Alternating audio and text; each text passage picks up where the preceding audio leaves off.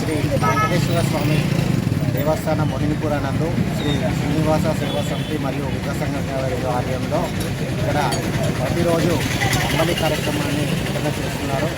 మరి ఈ యొక్క కార్యక్రమాన్ని కూడా అందరూ వినియోగించుకొని ఆరోగ్యంగా ఉండాలనే ఉద్దేశంతో ఈ కార్యక్రమం నిర్వహిస్తున్నారు.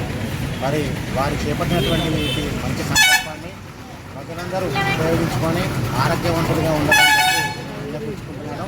మరి ఈ యొక్క ఏర్పాటు చేసినటువంటి వారి కమిటీకి అందరికీ కూడా నా పరంగా మరియు ఉపయోగించిన వారి ప్రజల పరంగా కూడా కృతజ్ఞతలు తెలియజేస్తున్నాను. సిద్దిపేట పట్టణంలో వెంకటేశ్వర దేవాలయం వద్ద శ్రీనివాస సేవా సమితి వాళ్ళు ఈ అంబలి కేంద్రాన్ని నిర్వహించడం ఎంతో సంతోషకరమైనటువంటి అంశం.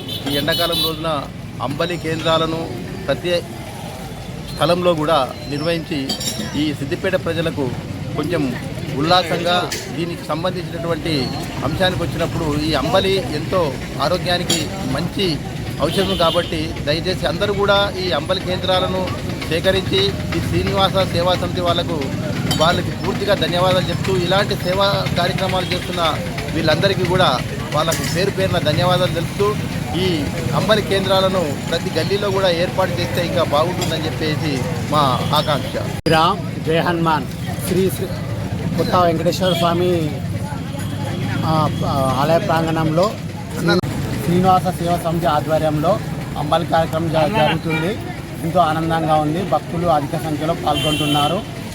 ఈ అంబలి కార్యక్రమం ప్రతి గల్లీలో ఏర్పాటు చేయాలని కోరుతున్నాం. జై శ్రీనివాస సేవా సమితి మరియు వికాస తరంగిణి ఆధ్వర్యంలో ఇక్కడ అంబలి కార్యక్రమాన్ని గత వారం రోజులకి ప్రారంభించారు.